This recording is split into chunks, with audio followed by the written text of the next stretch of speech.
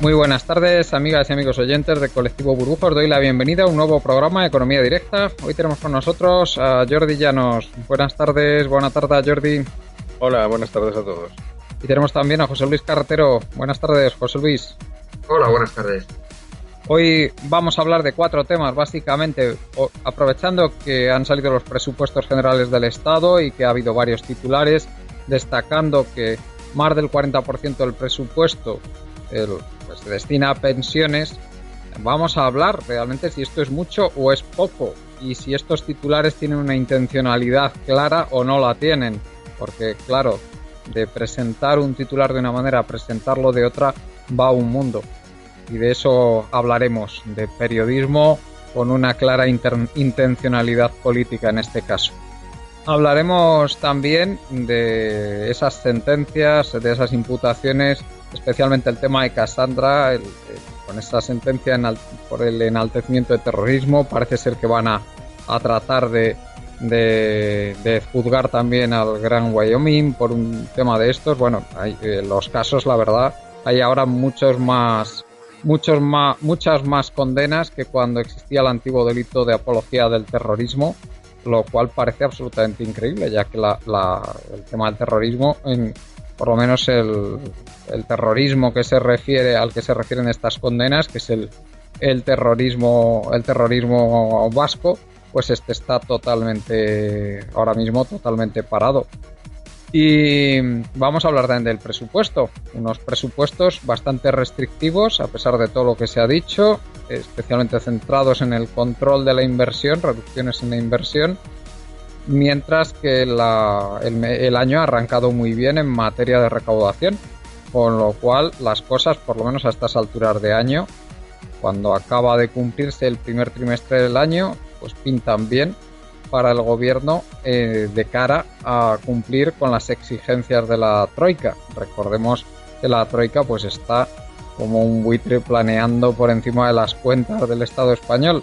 Y por último hablaremos de cómo la alimentación mundial está controlada cada vez por menos compañías. Los alimentos procesados se controlan en su gran mayoría por solo 10 compañías a nivel mundial, con multitud de marcas, cada una de ellas. Y tenemos también un gran problema en los alimentos no procesados, con esa injerencia cada vez mayor a través del tema de los transgénicos por parte de megacorporaciones como Monsanto. Empezamos pues con el primer tema, el tema de las pensiones. José Luis, ¿hay intencionalidad política? ¿Tú crees en estos titulares como este que tenía hoy El Mundo, ocupando prácticamente la mitad de la primera plana? ¿Hay intencionalidad política en destacar que es el 40% del presupuesto del Estado y en no decir que del total del gasto público es aproximadamente la mitad y que respecto al PIB es el 10% cuando hay países que gastan el 15% en Europa? Claro, yo creo que hay una intencionalidad política clarísima. Es decir, al fin y al cabo lo que se busca es hacer ver el gasto en pensiones como una especie de gasto innecesario y sobre todo una especie de gasto desbocado. Hay que tener presente que para este ejercicio, en los presupuestos, lo que se incorpora es un préstamo del conjunto del Estado al sistema de seguridad social de 20.000 millones de euros para no tirar del fondo de reserva de la seguridad social. El problema del fondo de reserva de la seguridad social es que lo que queda ya no es lo suficiente para hacer una paga, para pagar una paga de un mes normal junto a paga extra, es decir, para pagar la paga extra de junio, junto al mes normal, y por lo tanto lo que se hace es buscar otro tipo de vía de ingreso. En este caso sería un préstamo momentáneo, porque al fin y al cabo se trata del pago de la paga extra, no tanto de la mensualidad, por parte del Estado. Pero al fin y al cabo se hace desde una perspectiva en la que lo que se quiere plantear es el gasto de pensiones como excesivo, el gasto en pensiones como insostenible y el gasto en pensiones como desbocado. Cuando realmente lo que estamos viendo es que lo que es necesario es que en los momentos de crisis el Estado se haga cargo de este gasto de pensiones. Al fin y al cabo, uno de los elementos centrales del Pacto de Toledo, que era esa separación de fuentes entre las actividades que se pagaban vía cotización y las actividades que están fuera de la seguridad social, es decir, ese hecho de que la seguridad social se tiene que financiar a sí misma, pues al fin y al cabo es algo que no tiene ningún tipo de justificación desde el punto de vista racional. Al fin y al cabo, lo que podemos ver es que en otros países de nuestro entorno, como Francia, gran parte de la seguridad social se paga directamente con impuestos, además directamente y específicamente pensados para ello. Es decir, impuestos que pagan además las entidades financieras y las grandes fortunas destinados y específicamente para el pago de las pensiones. Aquí, al fin y al cabo, pues va a tener que hacerse finalmente lo mismo. No se quiere decir, no se quiere hacer, y por supuesto lo que se quiere buscar es una vía que provoque una cierta quiebra de las pensiones por vía de una profecía autocumplida que permita dejar las pensiones públicas para situaciones puramente asistenciales, mientras se incentiva a la clase media para tratar de inflar los grandes fondos de pensiones de las entidades financieras. Yo creo que es un poco lo que se busca con todo este gran discurso y con todo este discurso encaminado a ver el gasto en pensiones como desbocado.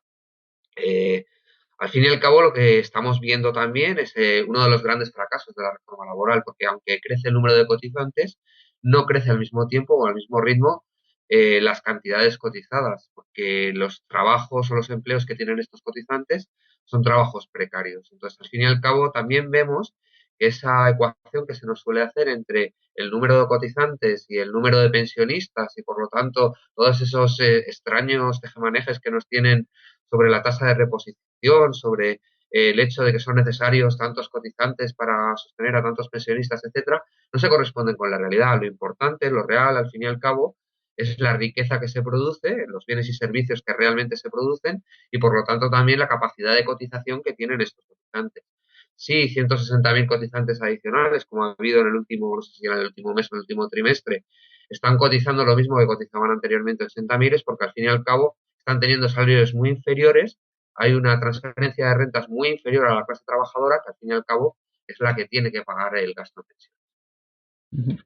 Sí, desde luego lo que sí que se ha visto a lo largo del año 2014 y 2015, años en que ya hubo un crecimiento económico notable, fue que crecía mucho más rápido el PIB y especialmente las rentas del capital que las cotizaciones a la seguridad social, lo cual claramente es muestra de que estaban creciendo muy poco los salarios en relación a lo que estaba creciendo el PIB. Sí que es cierto también que el primer dato de enero de este año por primera vez se aproxima a el crecimiento de las cotizaciones al crecimiento del PIB. Eso también hay que decirlo, lo cual es una buena noticia. Lo que no sabemos es si va a continuar, porque claro, llevábamos ya pues nada más y nada menos que 11 trimestres en que crecía más despacio la cotización a la seguridad social que el PIB. Bueno, Jordi, adelante. Bueno, el tema de las pensiones, que siempre es un clásico de final de año para fomentar que la gente ponga dinero en los planes de pensiones o en productos alternativos de seguro.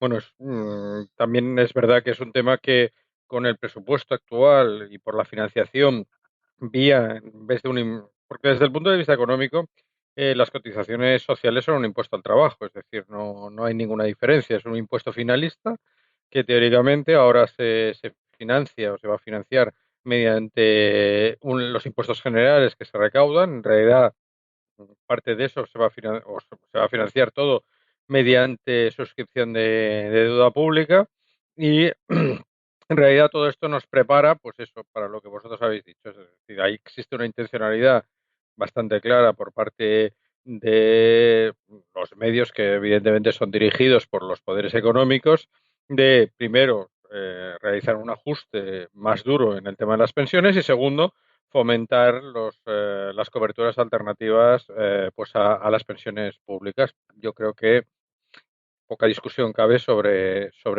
la evidencia. Ciertamente, las cotizaciones de la seguridad social han estado, bueno, pues a pesar del aumento de los cotizantes, han estado por debajo debido a que son cotizaciones, es decir, una cosa es el número de cotizantes y otra cosa son la cantidad de horas cotizadas y las bases de cotización. Y evidentemente, como tú has dicho, durante muchos trimestres ha estado por debajo del del crecimiento del Producto Interior Bruto. Por lo tanto, el reparto entre trabajo y capital ha estado favoreciendo continuamente al capital, como parece claro desde cómo se ha salido de esta crisis y cómo se ha fomentado, y eso que la renta no es precisamente el mejor indicativo, sino lo es la riqueza, y el reparto de la riqueza es donde es mucho más desigual, pero en la renta también eso se denota.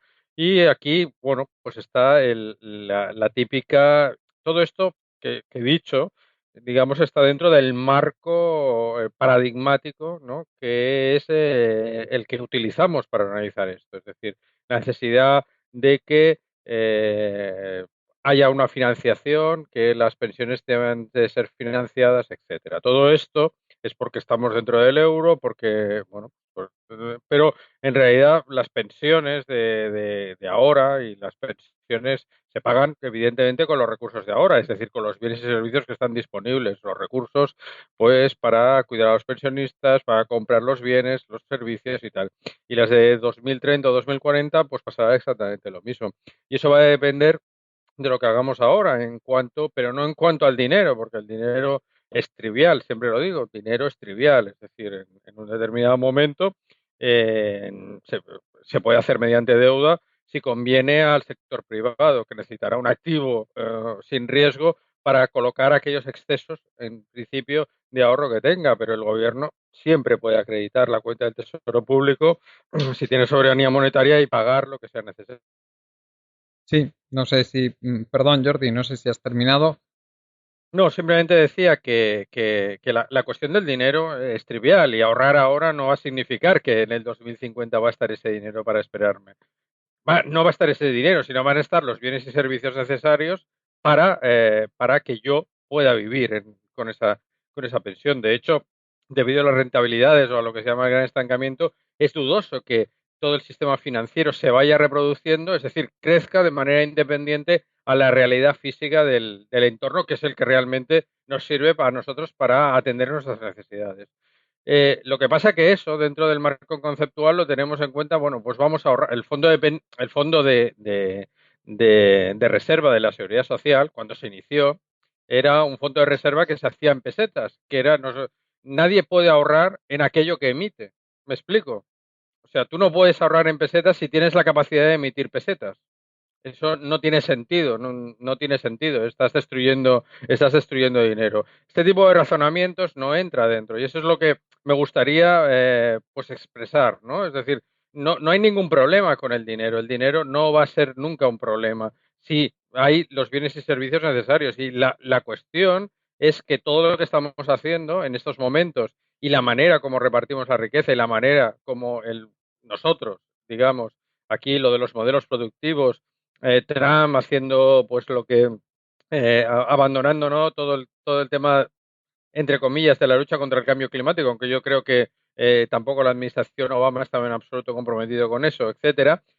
Pues eso es lo que realmente importa a la hora de decir si vamos a poder afrontar o no. Pero el problema no son las pensiones, sino, como he repetido varias veces, si nosotros, el conjunto de la población, debido a estas restricciones cada vez mayores y a, digamos, al mal uso que hacemos de nuestros recursos, es decir, de el entorno de la economía, que es realmente lo importante, vamos a poder sostener de la misma manera, con el mismo bienestar, siguiendo con las mismas políticas, pues dentro de 20 o 30 años, pues a toda la población de una manera que todos esperamos que se pueda hacer. Entonces, eso es lo que realmente nos debería preocupar.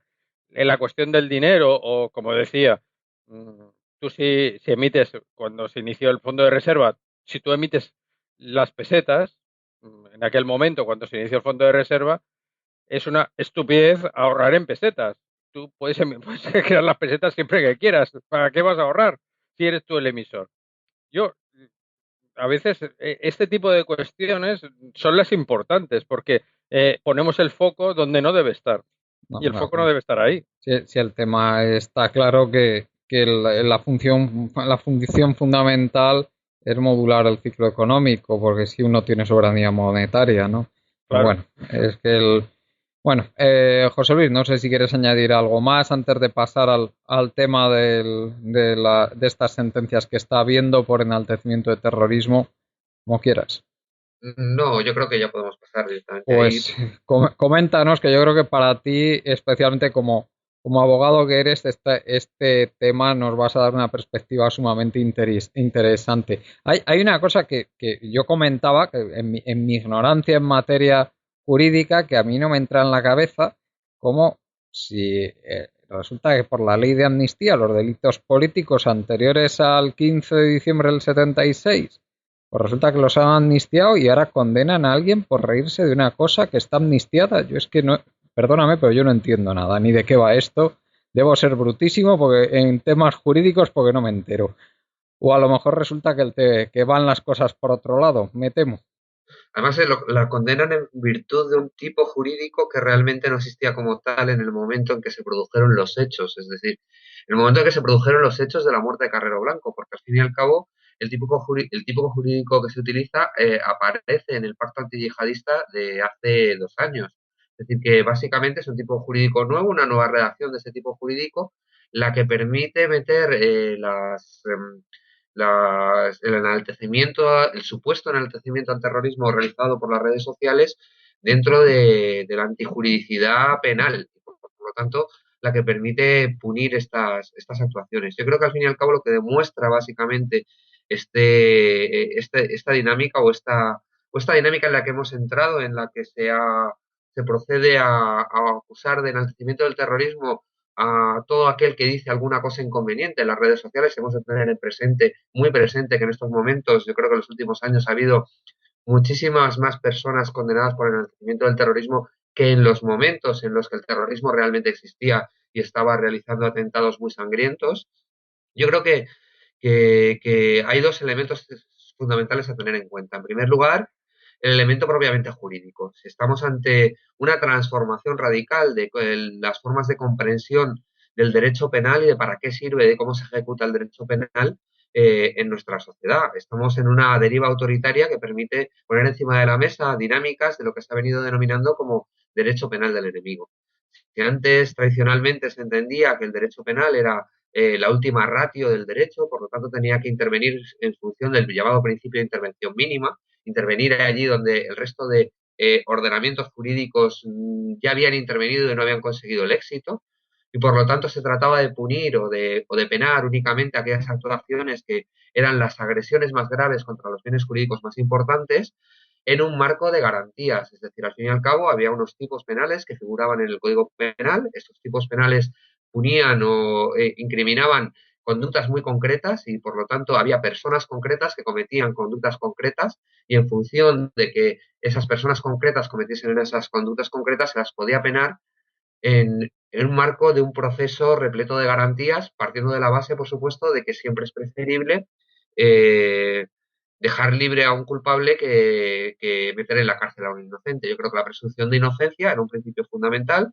también lo era, por tanto, la existencia de las garantías procesales suficientes y también lo era, por tanto, el principio de tipicidad y de legalidad de las penas. Todo esto se va al garete en los últimos tiempos, en los que lo que se ejecuta o lo que se pone en marcha es un acabado diseño de derecho penal del enemigo. El derecho penal del enemigo es algo de lo que han hablado teóricos del derecho como el argentino Raúl Zaffaroni, y está basado en lo siguiente. Al fin y al cabo, en vez de poner una serie de tipos penales y luego ver si algunas personas concretas cumplen estos tipos, lo que vamos a hacer es estudiar de una manera preventiva cuáles son los sujetos sociales que consideramos que pueden romper la paz social y en virtud de que tenemos identificados estos sujetos sociales, empezar a punir, empezar a introducir en los códigos y empezar a introducir en las prácticas policiales y en las prácticas judiciales aquellas actividades que efectivamente estos sujetos realizan, ¿no? Entonces, lo que estamos viendo es una vía de generación de una idea de peligrosidad social sobre determinados sujetos, principalmente aquellas personas cercanas a la protesta social, que ven todo tipo de sus actuaciones realmente convertidas en tipos penales y, por lo tanto, convertidas en penas efectivas posteriormente. Es en esa vía en la que se produce esa tipificación tan amplia del delito de enaltecimiento del terrorismo que no ha permitido prácticamente condenar yihadistas, pero sí permite condenar a todos aquellos que desde el ámbito de la protesta social o desde el ámbito de la crítica social dicen cosas que resultan inconvenientes. Y José Luis, ¿esto en el ámbito de las democracias liberales es muy habitual? Es algo novedoso? ¿Cómo lo ves tú esto? Es una tendencia que estamos viendo en las últimas décadas un poco en todas partes. Obviamente es algo que quiebra esa idea que tenía o que viene de los inicios del derecho penal burgués, esa idea del derecho penal como un derecho pletórico de garantías. Decía César Beccaria, que es uno de los grandes teóricos del derecho penal, que además escribió su libro de los delitos y las penas en un tiempo justo anterior a la Revolución Francesa. Él hacía una crítica al absolutismo, una crítica al antiguo régimen y por lo tanto establecía que para evitar la arbitrariedad y el absolutismo del antiguo régimen había que construir todo este aparato de garantías penales que hiciesen establecer un principio de legalidad, un principio de tipicidad, un principio de presunción de inocencia, ese principio de intervención mínima del derecho penal, etcétera, etcétera. Eran todo una serie de garantías y de principios que provienen precisamente de ese intento de evitar la arbitrariedad y el absolutismo. Claro, esta ola revolucionaria y progresista del pensamiento burgués es lo que estamos viendo que se está acabando al acabarse toda la ola progresista de la modernidad. Y entonces, al fin y al cabo, lo que se está desarrollando en el derecho penal, como en otros ámbitos de la vida social, es toda una deriva autoritaria cada vez más clara en la que lo que se hace es reeditar formas antiguas y pretéritas de funcionar el propio sistema penal. Estamos ante una pena que busca más el suplicio que la rehabilitación, ya prácticamente no se habla de la rehabilitación. Estamos ante una pena que al fin y al cabo lo que busca es hacer desaparecer de la vida social a grupos sociales enteros, no tanto punir conductas concretas de personas concretas. Y sobre todo, algo que es también muy interesante es que sí estamos viendo que bueno, y entre otras cosas, otra de las cosas interesantes, en relación a lo que suelen decir los tertulianos que defienden el actual redactado del artículo que pena el enaltecimiento del terrorismo en virtud del pacto antiyihadista, es que al fin y al cabo este artículo ha permitido también condenar a algunos yihadistas. Y creo que tenemos que ser muy serios en el análisis de este argumento, porque al fin y al cabo es un argumento que efectivamente rompe con toda la tradición del liberalismo burgués y con toda la tradición del derecho interpretado desde el punto de vista del humanismo burgués. O sea, al fin y al cabo, lo que se nos dice es, da igual el número de víctimas colaterales, que puedan ser aquellos ciudadanos nuestros que hacen chanzas sobre determinados temas, si al fin y al cabo conseguimos condenar a alguno de los malos. Eso, al fin y al cabo, lo que nos pone encima de la mesa es la superioridad de los intereses del Estado sobre la personalidad humana o sobre el valor de la persona humana. Esto es una quiebra de las ideas fundamentales de la Ilustración y de las ideas fundamentales del humanismo que fundamentaron ese desarrollo del derecho penal o del derecho burgués y de sus promesas, ¿no? Que al fin y al cabo nunca terminaron de cumplirse del todo, pero que estaban ahí latiendo detrás de esa idea de las garantías del derecho.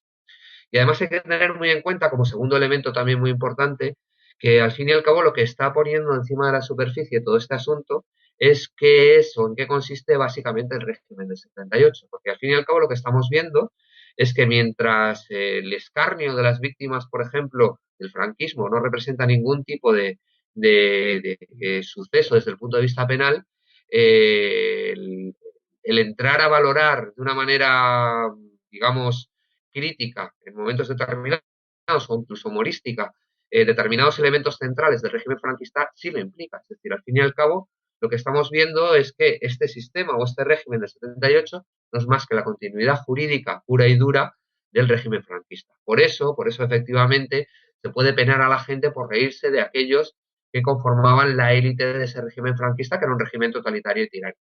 Yo no creo que en Italia, por ejemplo, nadie se plantee seriamente ponerle una pena a una persona que pueda reírse de la manera en que murió Mussolini.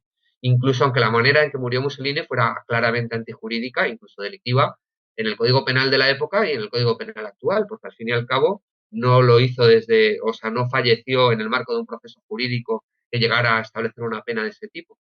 Sin embargo, lo que parece claramente, o la diferencia que se ve claramente, es que en un lugar determinado como Italia, el estado actual es la herencia del antifascismo, es la herencia de la quiebra y de la ruptura con ese régimen fascista anterior, mientras en el Estado español actual lo que encontramos es una continuidad histórica y sobre todo jurídica entre el régimen franquista y el régimen actual. No, no, y a mí sobre todo me llama, Jordi, muchísimo la atención la enorme cantidad de comentarios a favor de que hayan condenado a Cassandra a un año de prisión, ¿eh? Pero enorme. Y luego también me preocupa mucho porque esto, una vez que empieza esta tendencia, ¿dónde va a acabar? O sea, es que estamos a las 12 menos 5 de que el día que se me ocurra salir a mí a la calle con un pin republicano me empaqueten por injurias a la corona. Aquí hay varias cuestiones, ¿no? Primero, lo que se ha llamado el franquismo sociológico, ¿no? El tema que José Luis ha señalado muy bien del tema de la continuidad, es decir, lo que está revelando además es ya fuera máscaras, ¿no? Ya no disimulamos, es decir, evidentemente la condena a las burlas hacia los republicanos y tal, eso no tiene ninguna, pero maniobramos de manera que cualquier burla contra el régimen anterior, que es una continuidad del actual, pues se va a castigar. Yo creo que ese franquismo sociológico, que es el que está representado por lo que se ha llamado, digamos, el régimen del 78, bueno, pues ha dejado de disimular. Hablábamos en algún día, ¿no?, de que Trump ha considerado que ya no es necesario disimular. Yo creo que aquí también hay gente que ha considerado que ya no es necesario disimular. José Luis ha explicado muy bien desde el punto de vista técnico, ¿no? Que el derecho penal es un derecho de última ratio, que el principio de proporcionalidad en su vertiente o en su aspecto de mínima intervención aquí se convierte en todo lo contrario. Es decir, cuando se crea este tipo de delitos ad hoc para castigar a determinadas personas y para silenciarlas, pues tenemos, sobre todo, vemos como el Estado ha sido cooptado por unas élites determinadas y se ha puesto a su servicio. Y por lo tanto, si esas élites deciden apretar más o apretar menos, está en función de sus decisiones, no de las decisiones de la mayoría. Aquí el Estado se siente, digamos, por todos los acontecimientos, el terrorismo yihadista, como habéis dicho, ahora se están condenando, sobre todo con temas relacionados con un terrorismo que ya ha desaparecido, que es el terrorismo de ETA, es cuando más condenas se está produciendo. Pero no nos debería sorprender, es decir, esta dinámica que ya lleva muchos años en marcha y que evidentemente gracias al gobierno del Partido Popular ha cogido, pero no solo el gobierno del Partido Popular, no solo el gobierno del Partido Popular, pero con el gobierno del Partido Popular ha cogido pues todavía más empuje, pues refleja, digamos, a nivel general también que el instrumento, y lo ha dicho, de castigo, es decir, el elemento ya no de rehabilitación que podría haber en el derecho penal o que está impregnado en el derecho penal, pues eso pues cada vez se va solo al elemento de castigo. Y el castigar se debe castigar a todo el mundo que discrepa. Es decir, al final llegamos a aquel viejo principio escolástico que el error no tiene ningún derecho y por lo tanto si yo tengo los instrumentos de poder y estoy en la verdad, pues puedo castigar casi libremente lo que a mí me parezca. Algunos lo consideran una exageración, pero como tú has dicho, bueno, estamos igual a 5 minutos, ¿no? De que tú puedas salir con un pin republicano y que puedas cometer algún tipo de enaltecimiento Yo creo que entraría en injurias a la corona, creo yo. O Eso. injurias a la corona o insulto a los sentimientos No, te podrían religiosos. acusar de un delito de odio por llevar una bandera no constitucional que además Claro, Claro. implica... es verdad, es verdad. Sí, yo creo que entraría ahí más bien, sí. Yo creo que en algún momento siempre he pensado que, dado que, por ejemplo, ya le voy a hacer así como una broma, dado que la economía neoclásica, los neoliberales es como una religión, en algún momento el hablar contra esos principios se puede considerar herir,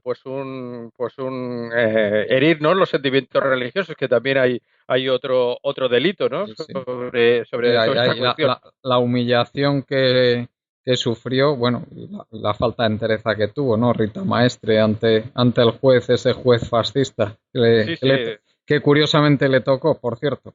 sí, Bueno, hay curiosa. tantos que no es difícil, ¿eh? Que hasta nos podríamos creer que fue casualidad.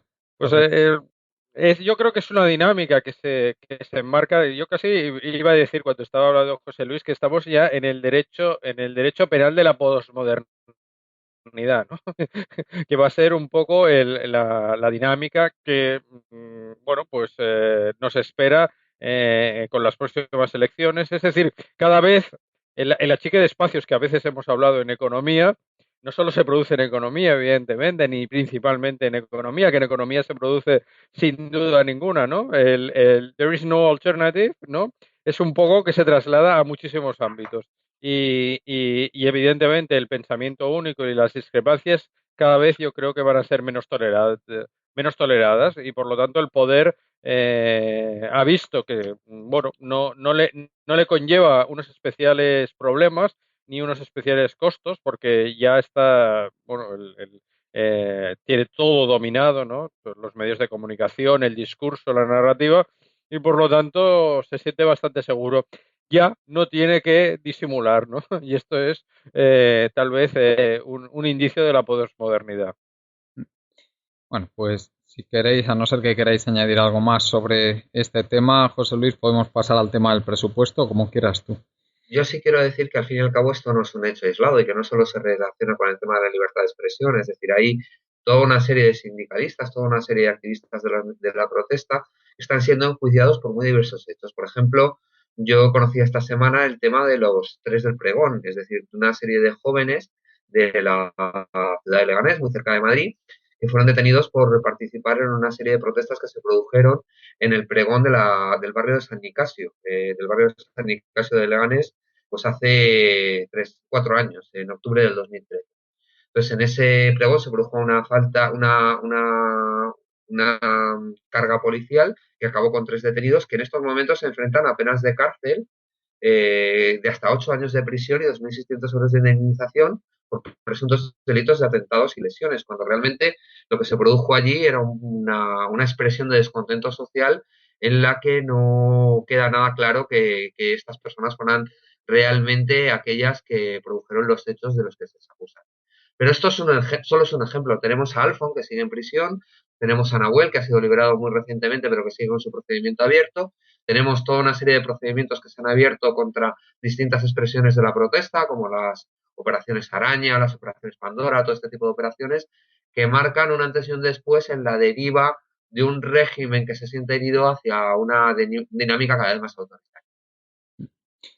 Pues desde luego muy preocupante esto que estamos viviendo y también muy preocupante pues la falta de perspectivas que hay de que esto vaya a cambiar y que vaya a dar marcha atrás. Jordi, si quieres tocar ya el tema de los presupuestos, a no ser que quieras añadir algo más, Bueno, adelante. no. Pues, Ya lo hemos adelantado, ¿no? Con el tema de las pensiones, sí, ¿no? El tema de los presupuestos.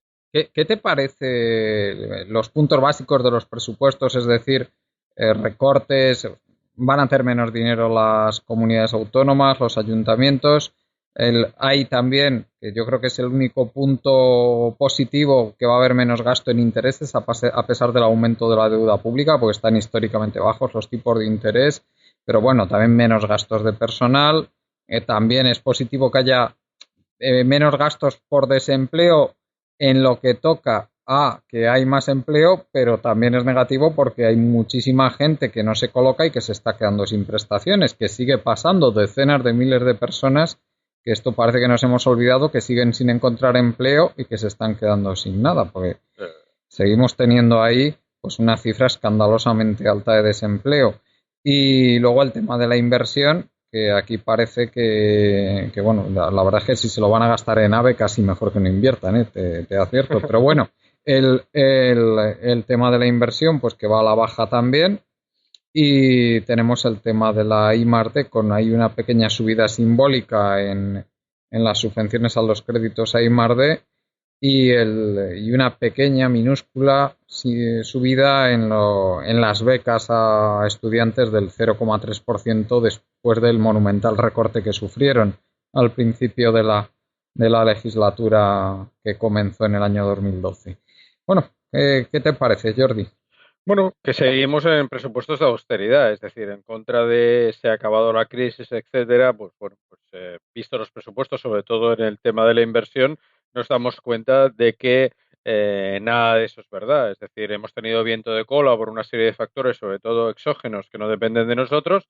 El tema de los intereses, evidentemente, se trata de la intervención del Banco Central Europeo y, por lo tanto, estamos a expensas de decisiones externas. Y, sin embargo, a pesar de ese viento de cola y para cumplir con los criterios de déficit excesivo, todavía tenemos que seguir reduciendo y, por lo tanto, eso va a impactar, claro, sobre nuestro crecimiento potencial. El tema de las inversiones es especialmente, aunque como tú dices, si lo van a invertir en AVE, pues tampoco, tampoco es que se pierda nada. Pero bueno, aquí, por ejemplo, en el tema de Cataluña, que se anunció como muy platillo, ¿no? Por parte de Rajoy, que se iban a hacer inversiones hasta el 2020, pero parece que el 2017 no van a empezar, porque incluso en Cataluña, aunque no es de los lugares donde desciende menos, ¿no? En este tipo de reparto del pastel, pues también bajan. Solo incrementan, o eso he oído, en Canarias, donde se necesitan los 2 votos necesarios para lograr la mayoría absoluta. Estamos en el cabildeo, ¿no? En el clientelismo y no salimos de ese tipo de dinámicas. Los presupuestos, pues son unos presupuestos dentro del marco del euro y dentro del marco neoliberal y dentro de aquello que no necesitamos, aquello que no va a servir ni para cambiar nuestro modelo productivo, que siempre hemos dicho, ni para hacer nada sustancial. Se recuperan algunos que ellos siempre se han denominado como gastos sociales, digamos que no siguen cayendo, pero han caído muchísimo a lo largo de toda la crisis y lo que le queda para recuperar unos niveles mínimos de lo que sería un estado de bienestar y sin embargo es evidente que hay que hacer el ajuste que le permitieron a Mariano durante un tiempo no hacer para volver a ser elegido y por lo tanto vamos a ver cómo impacta eso en el crecimiento, sobre todo a partir del 2018. Es evidente que, como ya sabéis, yo encuentro, bueno, creo que este tipo de ajustes y este tipo, es decir, la ausencia de gasto, sobre todo de gasto en inversión y la reducción sobre todo del papel del Estado en lo que debería ser el impulso para dar, digamos, trabajo a porque no solo hablamos de un elevado número de desempleados, sino de un elevadísimo número de subempleados. Es decir, el subempleo, aquí hay varias medidas, digamos, del empleo y realmente, si tuviéramos que decir la gente que realmente quiere trabajar, en lo que quiere trabajar y durante las horas que quiere trabajar, nuestros niveles de subempleo y desempleo serían muy superiores. No sé, en Estados Unidos se calcula que actualmente está por encima del 16% el nivel de subempleo, cuando realmente el nivel de empleo medido según las estadísticas que utiliza allí, pues es aproximadamente el 5%. Bueno, pues si nuestro nivel de desempleo es el 16, aunque no es exactamente trasladable sus estadísticas a las nuestras, imaginaos lo cual es el nivel de subempleo. Evidentemente, estos presupuestos ni ayudan a solucionar nuestros problemas, ni uno de los gastos que se reduce precisamente es la lucha contra el cambio climático. Eh, Aquí vemos cuando hablamos del COP21 y de todo aquello que dijeron, bueno, esto es la gran firma y tal, bueno, ya hemos visto a Trump, pero otros países que realmente firmamos el acuerdo y lo hemos aprobado, lo hacemos con la boquita, con la boca pequeña, porque realmente no existe digamos, voluntad política de realizar los cambios necesarios. Y ese es uno de los signos, y no es solo en España, sino en la mayor parte de países. Ya digo, en el caso de Trump, pues bueno, ha decidido dejar de disimular. Y aquí, bueno, pues supongo que dentro de poco, a la primera que vengan maldadas, vamos a dejar de disimular también, vamos a meter carbón, vamos a hacer lo que sea para intentar pues salvar a las élites económicas, porque realmente no nos importa sacrificar a la gente, lo hemos estado haciendo durante prácticamente 10 años y lo vamos a continuar haciendo mientras vayan aguantando. Y parece que el aguante pues es considerable porque bueno, vamos a volver a sufrir esos reveses, el presupuesto pues no va a solucionar ninguno de nuestros problemas y lo que vamos a hacer va a ser, como siempre hemos dicho, no hacer nada, no cambiar y ir seguir tirando, extend and pretend, ¿no? A ver hasta cuánto dura esto. Unos presupuestos realmente decepcionantes, pero bueno, tampoco esperábamos nada diferente, o al menos yo no esperaba nada diferente. José Luis, adelante. Sí, básicamente son unos presupuestos que mantienen esa dinámica de austeridad a la que nos venían acostumbrando y que viene impuesta también desde fuera. Es decir, al fin y al cabo, si lo que se tiene que hacer es cumplir el protocolo de déficit, pues los recortes, la austeridad, el ponernos ese cinturón cada vez más estrecho es algo que es insoslayable por parte de una oligarquía que está íntimamente relacionada y ubicada y articulada con la oligarquía financiera, las grandes oligarquías financieras del norte. Entonces, hasta las medidas que se supone que son más progresistas dentro de esos presupuestos se tienen que ver desde ese mismo prisma, ¿no? Al fin y al cabo, estamos viendo en primer lugar, esa transferencia de recursos en forma de préstamo a la Seguridad Social de 20.000 millones de euros. Es curioso que sea en forma de préstamo cuando durante mucho tiempo la Seguridad Social ha estado financiando los presupuestos generales cuando tenía superávit y nadie ha tomado cuenta de cuánto dinero de la Seguridad Social fue a los presupuestos generales. Por otro lado, se nos habla también del aumento del salario mínimo interprofesional. Fue algo a lo que fue obligado el gobierno por la actuación de la oposición, no fue una iniciativa directa del gobierno. Y además ha sido una iniciativa que ha sido aprovechada por el propio gobierno para subir también las bases de cotización de los autónomos. Los autónomos van a pagar más a partir de ahora porque al fin y al cabo se considera que sus bases mínimas suben al haber subido el salario mínimo interprofesional. Esa interrelación directa entre una cosa y la otra no es obligatoria, no está en el orden natural de las cosas, no es algo por lo que se tenga que apostar necesariamente, sino que es una decisión que toma el gobierno porque al fin y al cabo quiere recaudar más y lo está dispuesto a hacerlo sobre los sectores más débiles de la trama económica, es decir, quiere favorecer a las grandes empresas, a los grandes oligopolios y golpea a los sectores de los trabajadores, golpea a los sectores de los autónomos, golpea a los sectores de la pequeña y mediana empresa. Y otro tanto sucede con los funcionarios. De los funcionarios se ha hablado mucho estos últimos días como grandes beneficiarios de los presupuestos.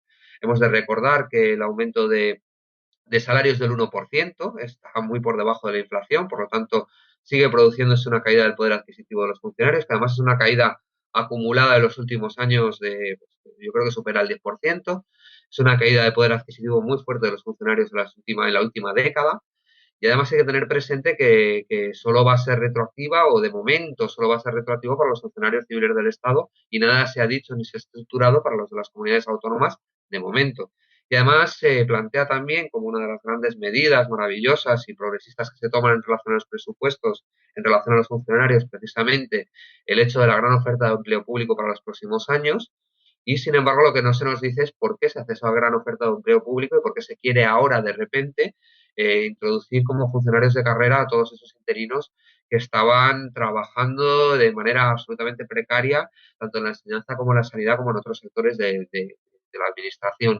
Y no es otra cosa que, al fin y al cabo, una respuesta del Estado frente a la sentencia del Tribunal de Justicia de la Unión Europea que condenó a España por no tratar de manera igualitaria a los trabajadores temporales y a los trabajadores fijos. Es decir, al fin y al cabo, los trabajadores interinos era precisamente una trabajadora interina de la administración, del Ministerio de Defensa, concretamente, la que había obtenido esa sentencia del Tribunal de Justicia de la Unión Europea, que implicaba que se le pagase la misma indemnización que a un trabajador fijo cuando se producía una resolución por motivos objetivos de su contrato. Eso implicaba que a todos esos interinos de la administración que se quedan sin trabajo, por ejemplo, al terminar el curso escolar en el marco de la enseñanza, había que pagarles efectivamente y habría que pagarles incluso retroactivamente en relación al último año todas esas indemnizaciones por despido. Yo creo que lo que trata de hacer precisamente el gobierno con esa oferta de empleo público progresista, que ya veremos a ver si se materializa o no, es tratar de evitar precisamente esas circunstancias. Cuando ya ha generado las posibilidades legales y legislativas para proceder a despedir funcionarios si lo necesita. Es algo que de una manera u otra está ya estructurado en el Estatuto Básico del Empleo Público para circunstancias especiales, pero al fin y al cabo lo que podemos ver en próximos tiempos o en próximos coletazos de la crisis pueden ser precisamente circunstancias especiales. Y luego el tema de las becas resulta prácticamente irrisorio. Se nos dice que suben un 0,3%, pero hay que tener presente también que el presupuesto de la corona, por no mencionar otro tipo de aspectos del presupuesto, sube un 0,6%. Es verdad que es necesario subir en estos momentos el doble del presupuesto de la corona que las becas de los estudiantes. Es verdad que eso va a transmitir o va a favorecer el cambio de modelo productivo en nuestro país. Yo creo que es todo lo contrario. Estamos alimentando a la oligarquía y procurando dejar en la indigencia, dejar ayuno de recursos a todos los sistemas, sobre todo el sistema educativo y el sistema sanitario, que pueden fundamentar de verdad un cambio de modelo productivo y de verdad un despegue económico del país. Bueno, Jordi, no sé si quieres comentar algo más sobre esto antes de pasar al último tema, al tema No, del control tendré- de la industria alimentaria. Sí, tendremos tiempo, ¿no? Porque sí, estamos sí. al principio, ya a medida que vayan avanzando, pues tendremos tiempo de comentar.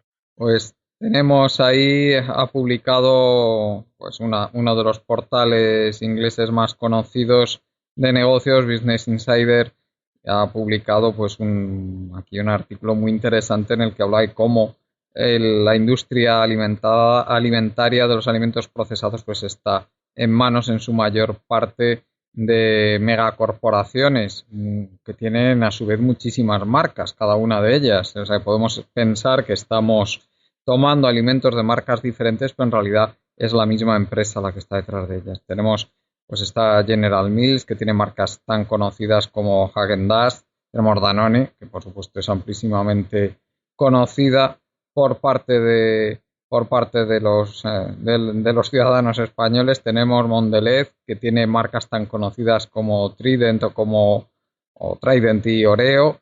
Tenemos Mars, que también es conocidísima, Coca-Cola, que vamos a decir, Unilever que tiene pues marcas tan conocidas como Hellmann's o Lipton. Tenemos PepsiCo, vamos, que tiene la Pepsi, Nestlé, que por supuesto es amplísimamente conocida. Pues, en fin, todas estas marcas controlan la inmensa mayoría de lo que vemos en nuestros supermercados en la zona de alimentos procesados. Muchas veces incluso fabrican para las marcas blancas.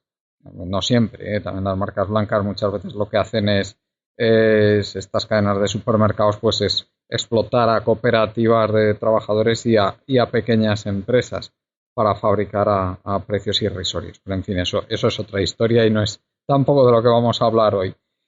Y esto unido al control cada vez mayor que tienen de la producción de alimentos, enormes compañías como Monsanto, pues presenta un panorama sumamente preocupante, ¿no? De la base fundamental de la vida humana, que es la alimentación. Jordi.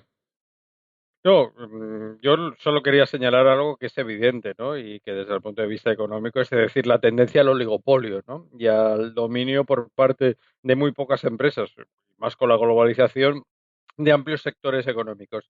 El sector de la alimentación es especialmente sensible porque evidentemente todos necesitamos comer y el dominio por parte de muy pocas empresas que, bueno, pues pueden actuar o actúan en cártel y en connivencia, evidentemente, además, sobre todo sobre los productores. Es decir, aquí el problema fundamental es la actuación de estas grandes empresas y de todos es conocido United Fruit, ¿no? Que cómo campaba a sus anchas en Centroamérica y los marines imponían su De ahí voluntad. viene lo de repúblicas bananeras, ¿no? Evidentemente. Entonces, bueno, a uno se le ponen los pelos como escarpias, ¿no? Porque se da cuenta tanto del lado del consumo, pero sobre todo del lado del productor, cómo estas compañías, digamos, por su integración vertical, dominan y imponen a los países, digamos, llamados del tercer mundo, en vías de desarrollo, tantos,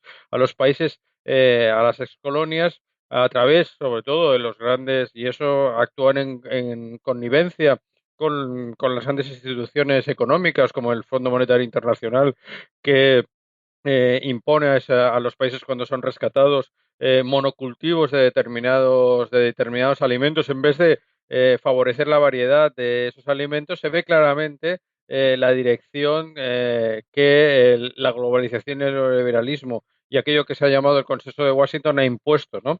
Y en la industria alimentaria esto es especialmente preocupante, tanto del lado de los productores que se encuentran además en manos hablaríamos de Monsanto, ¿no? De las grandes productores, digamos, de pesticidas, semillas, etcétera, que cada vez restringen más, además, el tema de la biodiversidad, que es un tema muy importante respecto a los transgénicos, etcétera. Y evidentemente del lado del consumidor que se encuentra bueno, pues con un teórico, que esto ocurre mucho en el capitalismo, con una teórica gran abanico de posibilidades que en realidad no son tales, es decir, es más un espejismo que una realidad. El tema de la alimentación, además, es eso, que afecta muchísimo y tiene mucho que ver, evidentemente, con la salud pública y donde cada vez a través de la globalización los estados pierden capacidad de imponer, y hemos hablado muchas veces de estos grandes tratados, de imponer digamos, sus condiciones sanitarias, sus condiciones para los mercados interiores, para favorecer, digamos, estos grandes mercados donde, bueno, pues lo que hace es relajar las condiciones y poner en peligro la salud de los consumidores. Como he dicho, a la vez se pone en peligro no la salud, sino la vida de los productores, sometiéndoles a través de los monocultivos pues a condiciones extremas y bueno, esos países rescatados, tanto en África como en América del Sur y otros, bueno, gran parte de la reconversión industrial, ¿no? Variar las tierras, dedicarlas, expulsar favorecer a los terratenientes, expulsar a grandes partes de la población campesina, eh, bueno, el típico sistema de desposesión que se vio claramente en la Inglaterra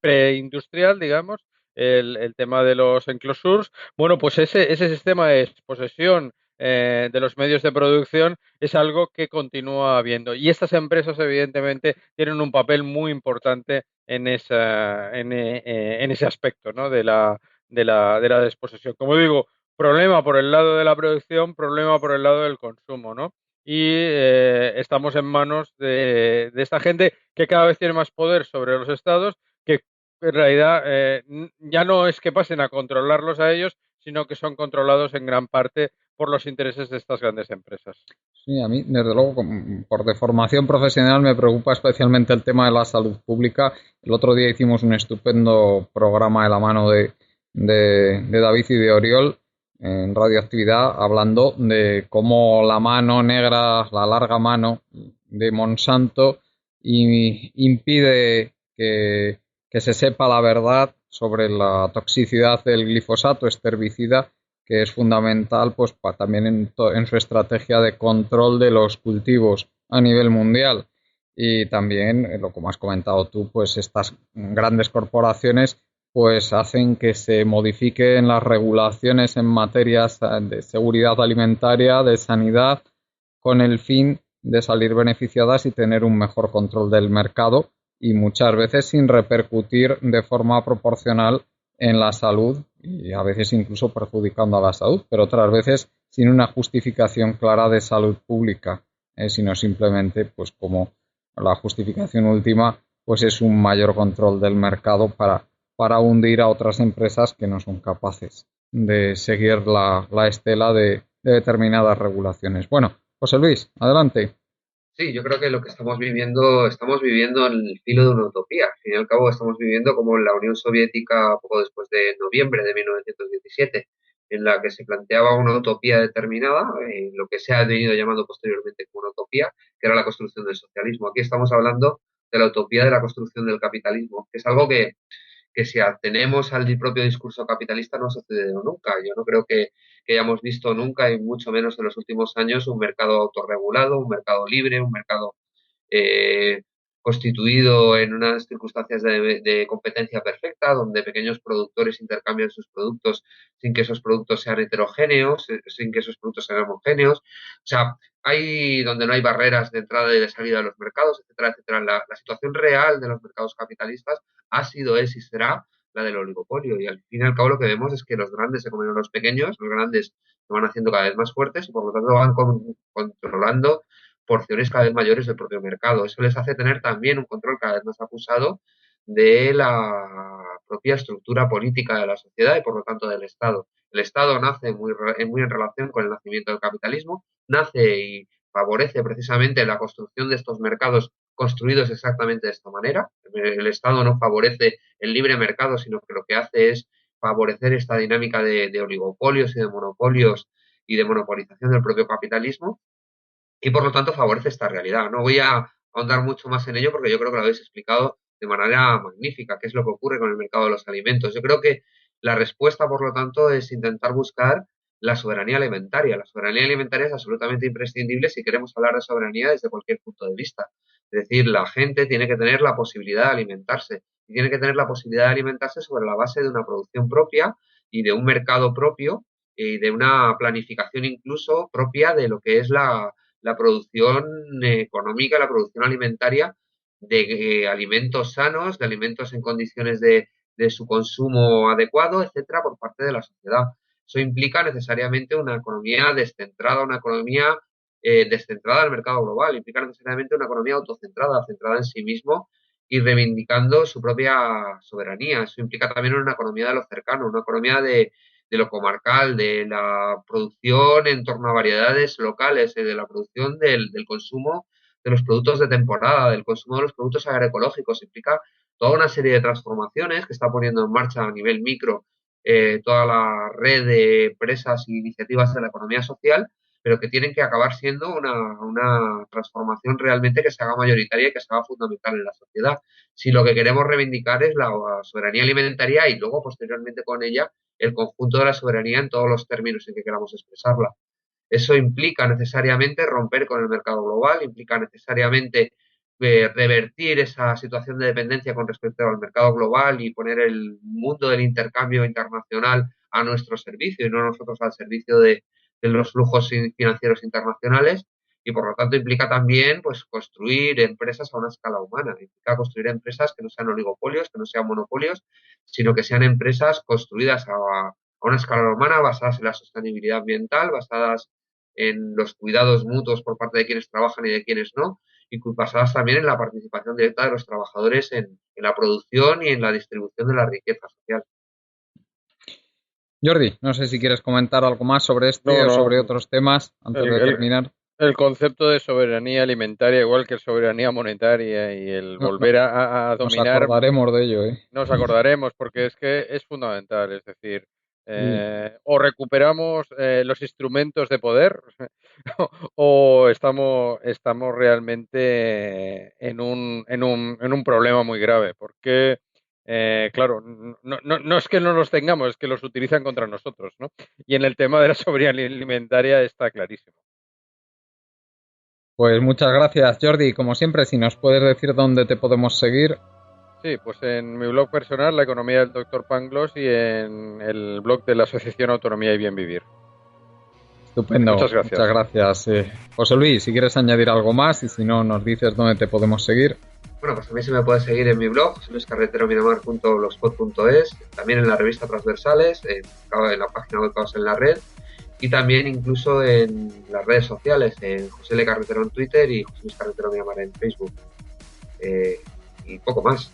Gracias, José Luis. Bueno, voy a recordar a toda la gente que nos escucha que tenemos una presentación y te voy a dar paso a ti, José Luis, para que nos digas los datos exactos. Una presentación en Madrid para que la gente que o bien esté en Madrid de paso o que viva en Madrid, que se acerque si quiere allí a la librería a ver cómo presentas tu último libro, José Luis, por favor. Sí, mi último libro, Eduardo Barriovero, Las luchas de un jabalí, que ha sido editado por Queimada Ediciones y por lo tanto también por Colectivo Burbuja. Se va a presentar el día 7, este mismo viernes, en la librería Enclave, en la calle Relatores número 16 de Madrid. Van a participar en la presentación 4 ilustres personas. Una soy yo, que no soy tan ilustre, pero que estoy obligatoriamente allí porque soy el autor. Y las otras 3 ilustres personas son Julián Vadillo, que es historiador, es el autor del prólogo del libro, participó en la Cátedra de Memoria Histórica de la Universidad Complutense. Marta Luengo, que es una compañera nuestra de Economía Directa y de Colectivo Burbuja, que también ha colaborado muy fuertemente con el tema de la editorial y ha hecho las correcciones. Y el señor Juan Carlos Barba, que me presenta, que yo creo que todos los oyentes saben perfectamente quién es. Bueno, pero lo de ilustre lo dejamos, que a mí eso me suena así como como un poco posfranquista, ¿no? Los tres. Casi monárquico, ¿eh? Sí, casi monárquico. Eso mejor lo dejamos. Bueno, pues el ciudadano Juan Carlos Barba. Eso sí, eso me gusta más. Sí. que no lo has hecho bien, ¿eh? O sea, dejándote lo del ilustre para ti, poniéndomelo a mí. Eso no me ha gustado. Pero en todo caso se agradece la intención, que ha sido buena. Muchas gracias, José Luis. Y gracias a toda la gente que nos escucháis. También a los compañeros José Manuel Corrales, Juan Martínez, Ramón Ferrer y Pablo Domínguez. Y sin más nos despedimos por hoy recordando nuestra página web colectivoburbuja.org. Hasta el próximo día.